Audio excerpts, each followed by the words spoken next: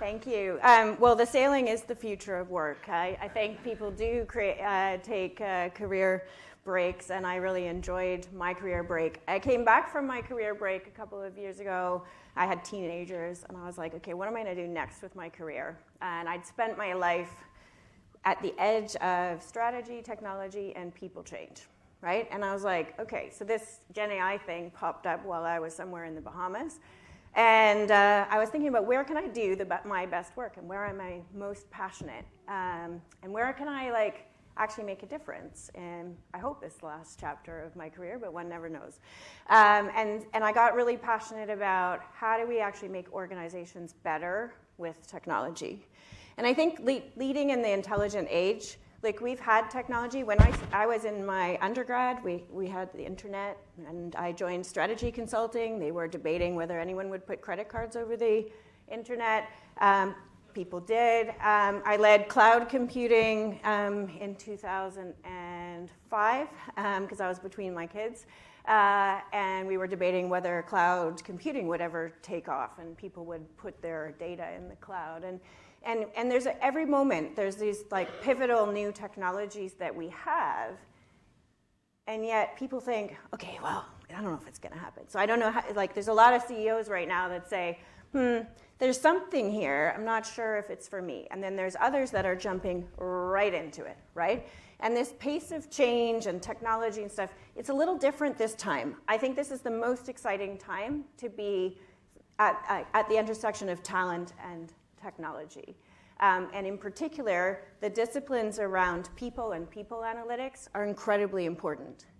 So we've had AI for 50 years, right? What's different with this intelligent age? People have the confidence of COVID. All the digital transformation, I was leading digital transformation at the strategy firm.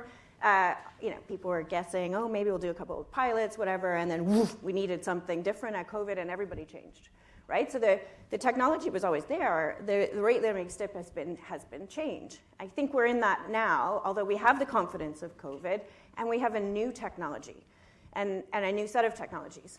But this one's different because some people say, whoa, I don't understand it. What is it going to do? Whatever. It's our choice what it does. And I always say technology has been the human advantage. Always. Fire, wheels, industrial revolution, all those other things, right? Technology is the human advantage, and it is the human advantage now. And I wanted to actually come to you with a few things about what's different here. Well, first of all, you can say there's the actual way that technology works, and I'm going to talk to you a little bit about how that actually changes work. But actually, this next era is really about, I think, people. So we have a new technology, but it's going to be about how do we create jobs that people love. Because this technology we're working with in a way that's very different. We're not entering stuff in fields in SAP. We're working with something that also learns.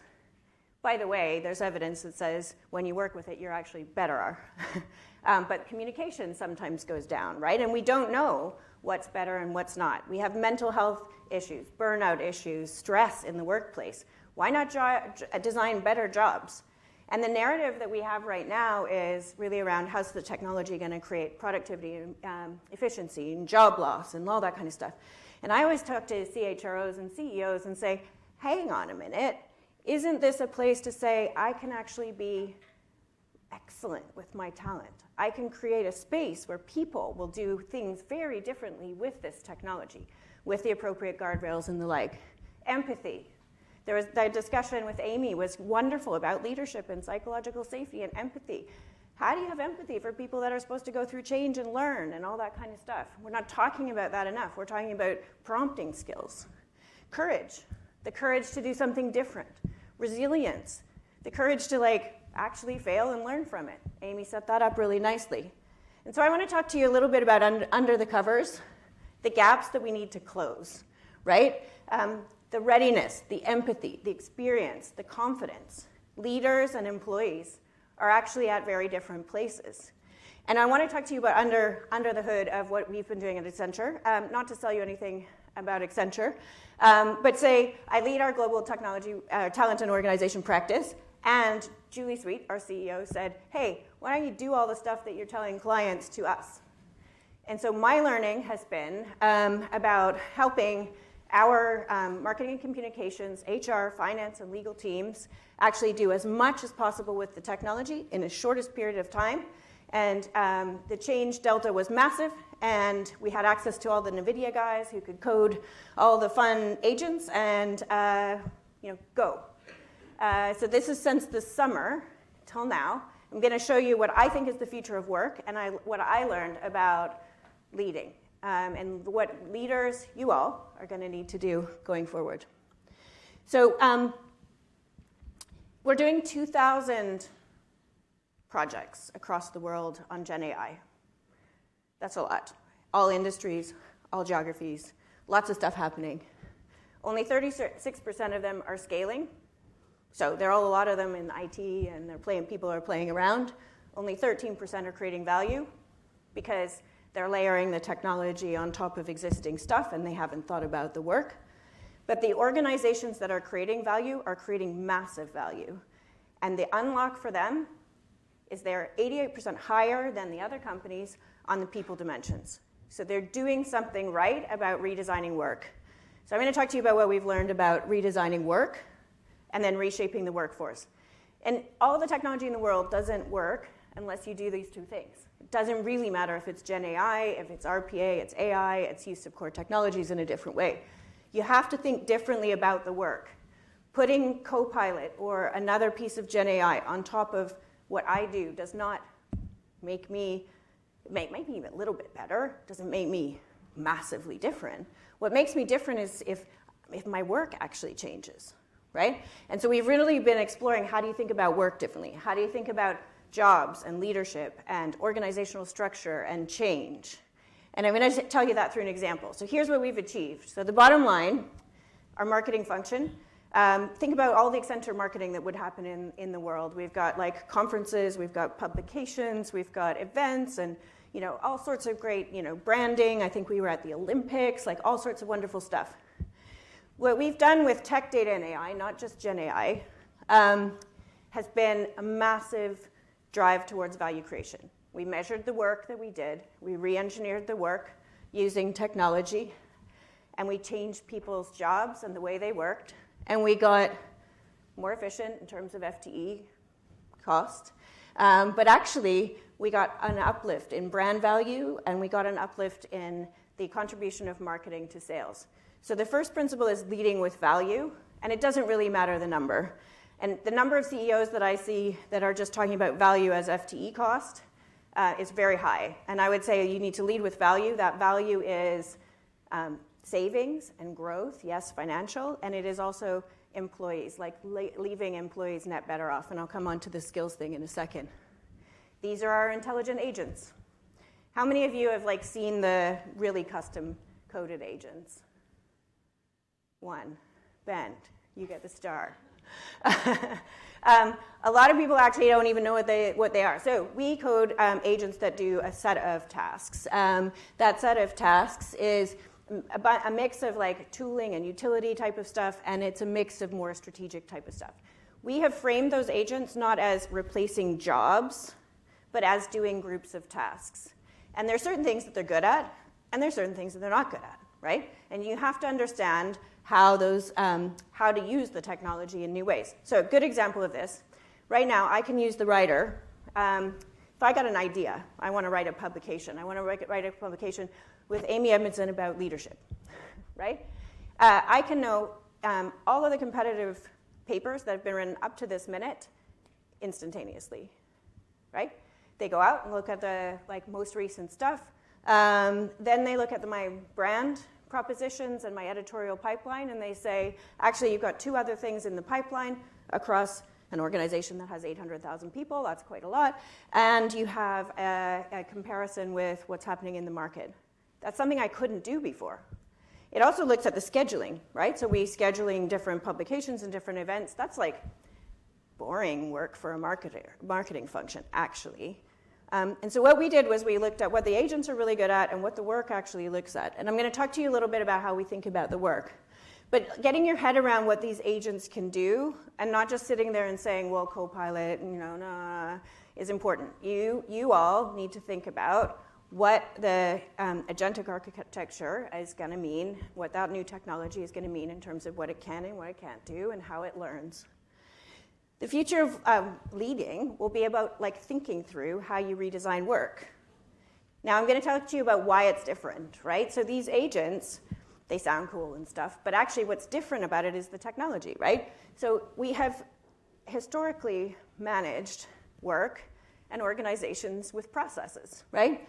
Tasks happen, functions do those tasks, there's some collaboration mechanisms across the tasks. This is our end-to-end campaign optimization or end-to-end campaign process.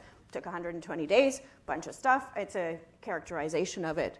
Well, what happens is it's process-driven, it's task-driven, and the automation around it is sequential because you have to code systems to do tasks, right?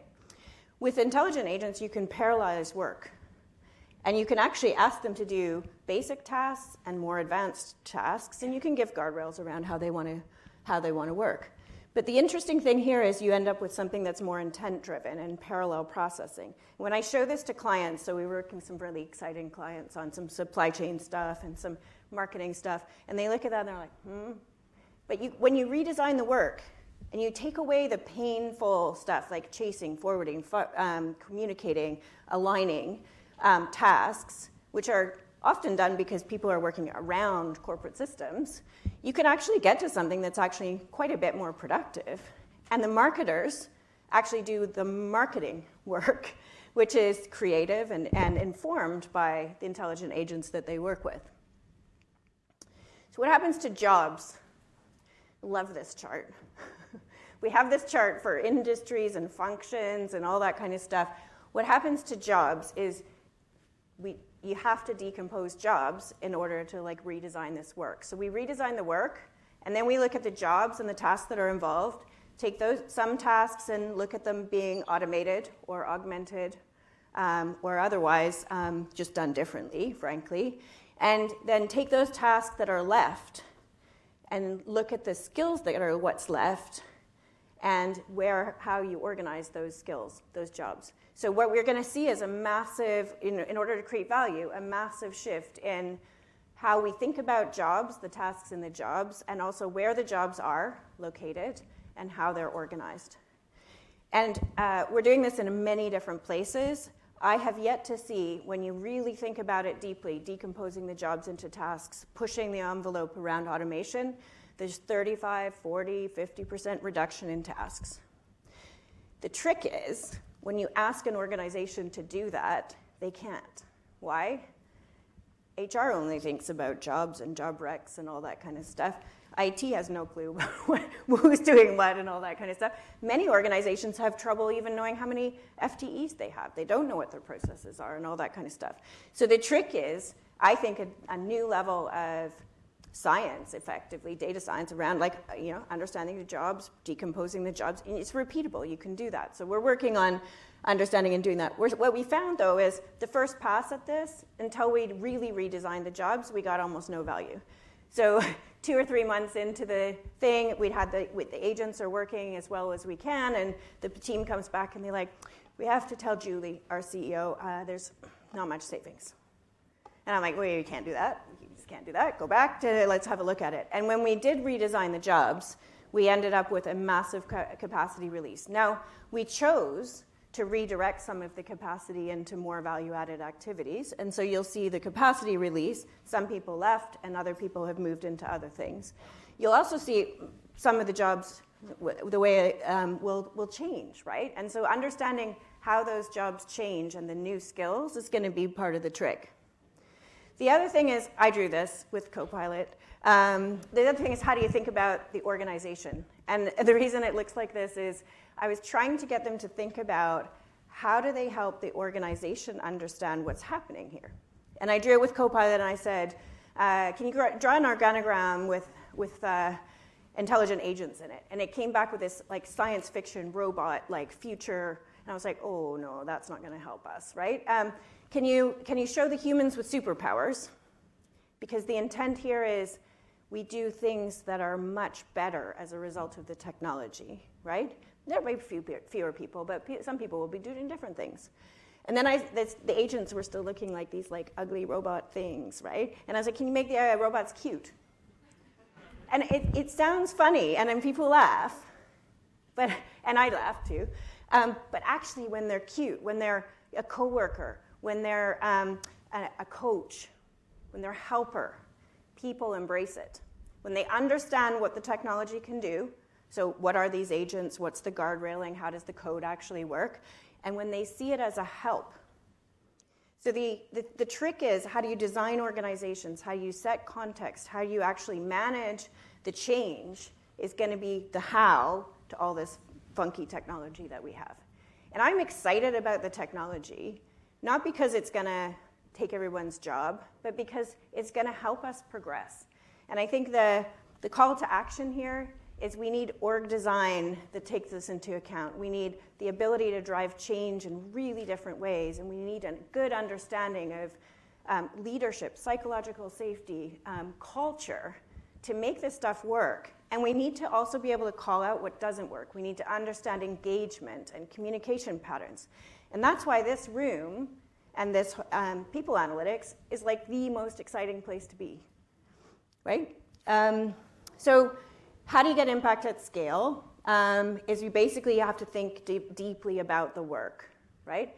And you think deeply about the work. Start with a value, don't start with a technology. I have a thing on, now how do I use it, is how a lot of organizations are looking at this. What would drive amazing amounts of growth for the company? How do you create supply chain resilience when there's tariffs, for instance? How do you actually build responsible processes? And what do you need around your core technologies? We need IT to move along, but we need a business sense to the IT to say, like, why? Why? Because there's value. Why? Because you're changing work. Why? Because you're going to do it responsibly. And why? Because you can do it technically, right? So the work is first, not the technology. And 900,000 of my colleagues will say, that's blasphemy, but fine, right? But the work comes first, and the technology helps you do the work. Unless you redesign it, it's not going to really create any value, right? And then you need to think about the workforce. And by that I mean, this is what you need to think about in terms of leadership. And we need all the disciplines to come together, right? In parallel to redesigning the work, you need to lead in new ways. Think about it. The context for creating a change delta that's big. My chief marketing officer, Pierre, at Accenture, she said, come hell or high water, we're going to show what's possible, right? There's very few leaders, especially if you get into the middle of an organization, that have that context. They're like, what's my KPI, and how do I, get around this, and that technology, I don't know, like, it's responsible issues, and not every geography is happy about that, and like, why not, right? And instead, the context and the mindset that drives someone to create the new, throw out the old way of working, throw themselves into something that they're not familiar with. I watched her demonstrate her prompting with the team. It didn't work. And she got the prompt all wrong and whatever else. Wonderful. And she said, I got it wrong. I'm learning. Here we go. Right? Back to Amy, your point, right? I'm learning. What do I learn by this? So they regularly have curiosity. They set a context that's different. That they make connections in their organizations that are different. Studying and understanding the characteristics of leaders that can handle the uncertainty of, I don't really know how this process is going to evolve, and I don't know how these agents are going to learn, right? But I know that if I get it right, there's value. That's the thing to be thinking about. So individual leadership characteristics, team performance, cross-functional boundaries are going to get completely blown up in this. If you can't work cross-functionally, if you can't actually drive results across a team, it's going to be really hard, right? Culture. Mindsets, behaviors, continuous learning, right? We're exploring all the dimensions of culture. And I think you can be really data-driven about culture. You'll probably give me even more lessons. Future-ready org. Okay, so org design. When did it start? You guys will know more than I do. Industrial Revolution, right? Functional disciplines and all that kind of stuff. Yes, we've evolved it with some agile stuff and great, we've learned from the softwares and the startups and all that kind of stuff. But fundamentally, org models haven't changed a whole lot over a long period of time. Guess what? Why do we have a call center? I don't know. It handles problems. You have all these structures in organizations with middle offices and back offices and coordination functions and whatever. Why? Because the humans haven't been able to solve the thing. So if you think about end-to-end process optimization and a massive capability in technology to collaborate and coordinate and connect, you end up with a very different organizational model. We just published a paper, if you're interested, just even framing the issues, because even thinking about it differently is important, right? So do you need the same kind of sourcing model? Do you need the same kind of business planning process? Do you need the same kind of governing process? No, right? So I think collapsing functions, dynamic skills, and really challenging the constructs of organizations is going to be something to think about as a leader. Talent, everyone talks about skills. I showed you the shift. We have a moral obligation to help people learn.